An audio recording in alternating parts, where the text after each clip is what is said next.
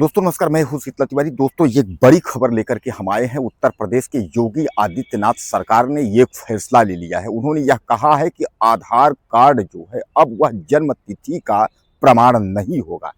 यह आपके लिए बहुत ही बड़ी खबर है। इस बात को आप अपने संज्ञान में बैठा लीजिएगा कि अगर आप अभी तक जन्म तिथि का प्रमाण अगर आधार कार्ड को मानते आ रहे हैं या कहीं किसी विभाग में इस तरीके की प्रक्रिया आप अपना रहे हैं, वह गलत है। यानी सीधे सीधे जो है यूपी में योगी आदित्यनाथ ने हर विभागों को जो है यह समझा दिया है और यह बता दिया है कि अगर आधार कार्ड को अगर जन्म तिथि के प्रमाण के लिए अगर इस्तेमाल कर रहे हो तो यह सरासर जो है गलत है। विभागों को वह जो है चेतावनी देते हुए उन्होंने कहा है कि तत्काल इसके लिए अगर जहां कुछ भी उपयोगिता में अगर की जा रही हो तो उसको तत्काल जो है हटाया जाए। यानी अभी तक क्या था कि आधार कार्ड जो से आपका जो है जन्म तिथि का प्रमाण मान लिया जाता था, लेकिन अब जो है यह उत्तर प्रदेश में नई खबर आ गई है। आपके लिए जो है योगी सरकार ने फैसला लेते हुए यह कहा है कि अब जो है जन्म तिथि आधार कार्ड से तय नहीं की जाएगी। आप जैसा जानते हैं कि आधार कार्ड में जो है जन्म तिथि जो है लिखी होती थी और आधार कार्ड के आधार पर तमाम जन्म तिथि को जो है मान लिया जाता था। जैसे एग्जाम्पल करिए, आप जो है कहीं कोर्ट कार्रवाई में किसी लड़की की छेड़खानी, बलात्कार, इस तरह की जो घटनाएं जहां कहीं भी होती थी तो उससे आधार कार्ड से जो है जोड़ करके और देखा जाता था कि लड़की बालिग है या लड़की नाबालिग है। उसी तरह जो है कई संस्थानों में कहीं शादी विवाह या किसी भी जो है कानूनी पॉइंट में आप जो है आधार कार्ड को जो है जन्म तिथि से जो है प्रमाणित करके उसके बाद अपना आप कार्य कर लेते थे। लेकिन अब जो है यूपी सरकार ने इस पर रोक लगा दी है और केवल उत्तर प्रदेश सरकार नहीं, उत्तर प्रदेश सरकार के बाद जो है महाराष्ट्र सरकार ने भी इस पर रोक लगा दी है। महाराष्ट्र सरकार ने यह कह दिया है कि आधार कार्ड जो है वह जन्म तिथि का प्रमाण नहीं है। यानी जो उत्तर प्रदेश में लागू हुआ वही चीज जो है महाराष्ट्र सरकार ने भी लागू कर दिया है और यह उत्तर प्रदेश की बड़ी खबर है। दोस्तों उत्तर प्रदेश का सियासी पारा जो है काफी गर्म है। जैसा कि आप जानते हैं कि 2027 में जो है चुनाव है। 2027 को चुनाव को देखते हुए योगी आदित्यनाथ जो है फैसला पे फैसला ले रहे हैं। चाहे वो राशन कार्ड को फैसला हो, चाहे वो किसान सम्मान निधि, पीएम किसान सम्मान निधि के लिए जो है बातें हो, चाहे वो विकास संबंधित हो, क्योंकि अब चुनाव जो है उत्तर प्रदेश का वह 1 साल ही जो है बचा हुआ है। 1 साल के अंदर जो है उत्तर प्रदेश का सबसे बड़ा चुनाव होने वाला है, यानी विधानसभा। जैसा कि आप जानते हैं उत्तर प्रदेश जो है इतना बड़ा राज्य है कि शायद है कि 3-4 राज्य को अगर आप शामिल करेंगे तो केवल उतना बड़ा उत्तर प्रदेश अकेले है। अब उत्तर प्रदेश में इधर जो है विपक्ष के नेता अखिलेश यादव हैं। अखिलेश यादव भी विपक्ष के नेता जो है वह भी ताल ठोक करके मैदान में है और वह भी कोई कोर कसर छोड़ना नहीं चाहते हैं कि बिहार की तरह जो है विपक्ष से गलती हो जाए। आपने देखा था कि बिहार में अखिलेश यादव, राहुल गांधी, तमाम लोग विपक्षी नेता वहां पहुंचकर प्रचार किए थे, लेकिन वहां जो है विपक्षियों का सोपड़ा साफ हो गया। इसी तरह वह लोग यह नहीं चाहते हैं कि उत्तर प्रदेश में इस बार सोपड़ा साफ हो। इस बार मैं आपको बता दूं कि उत्तर प्रदेश का विधानसभा का जो चुनाव है वह कांटे की टक्कर की लड़ाई होगी। यानी एक तरीके से समझ लीजिए कि समाजवादी पार्टी भी पीछे हटने वाली नहीं है और मौजूदा वक्त की भारतीय जनता पार्टी जो है इस बार तीसरी बार जो है वो सत्ता हथियाना चाह रही है। तो क्या ऐसा लगता है कि उत्तर प्रदेश में तीसरी बार योगी आदित्यनाथ मुख्यमंत्री बनेंगे? अभी हाल में ही केशव प्रसाद ने एक लखनऊ में कार्यक्रम के दौरान उन्होंने पोस्टर में अपने आप को मुख्यमंत्री घोषित कर दिया था। जहां कि केशव प्रसाद मौर्य लगातार अपने आप को मुख्यमंत्री बताने से पीछे नहीं हट रहे हैं।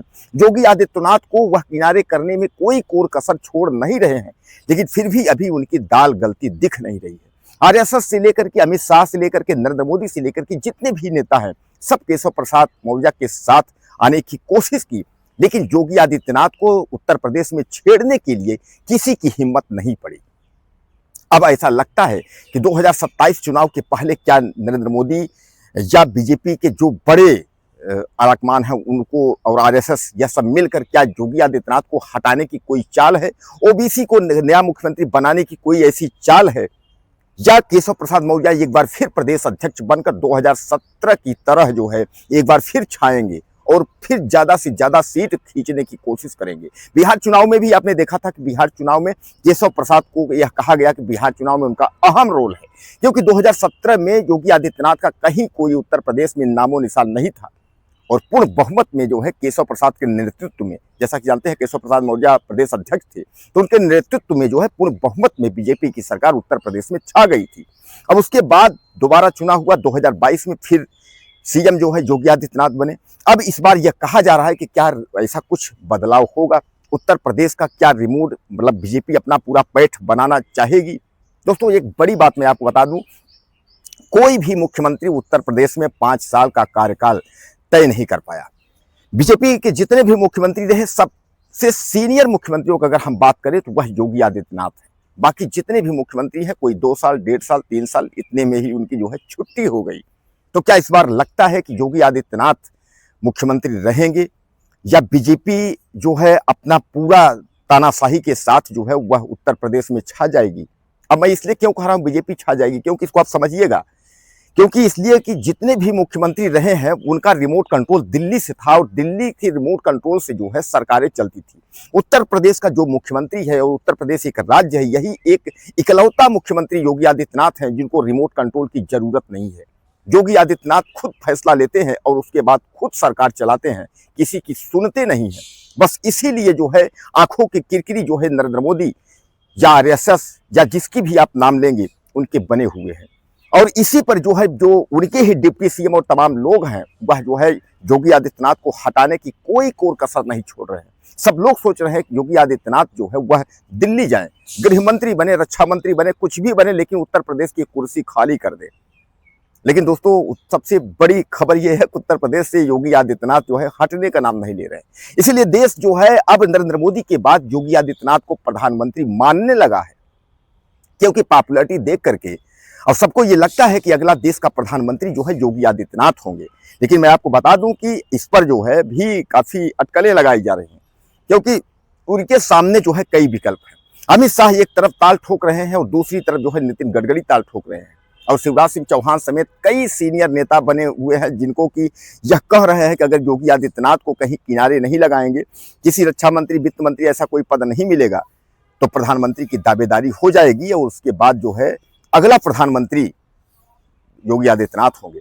अब 2027 का जो चुनाव है, तो 2027 के चुनाव के सामने जो है बहुत कुछ है, क्योंकि 2027 में ही राष्ट्रपति का चुनाव है, 2027 में ही विधानसभा उत्तर प्रदेश का चुनाव है। ऐसे में देश का प्रधानमंत्री और देश का राष्ट्रपति और उत्तर प्रदेश का मुख्यमंत्री सबके कुर्सी पर जो है खतरा मंडरा रहा है कि क्या परिवर्तन होगा, कोई नया मुख्यमंत्री होगा, नया प्रधानमंत्री होगा, या ऐसा कुछ सियासी पारा जो है भारत का ऐसा कुछ नया बदलेगा।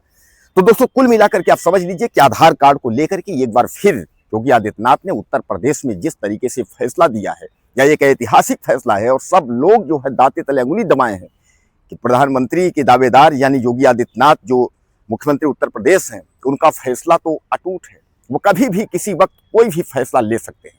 आपको क्या लगता है आधार कार्ड को लेकर के? अब जन्म तिथि के लिए जो है आधार कार्ड प्रमाणित नहीं है, यानी आधार कार्ड को प्रमाण मानना यह जो है बेवकूफ़ी है। तो ऐसा जो है योगी आदित्यनाथ ने उत्तर प्रदेश में लागू कर दिया है। आप कुछ कहना चाहते हो तो आप मुझे ज़्यादा से ज़्यादा मैसेज करें, चैनल को सब्सक्राइब कर लें। अगले वीडियो में फिर मिलते हैं। नमस्कार।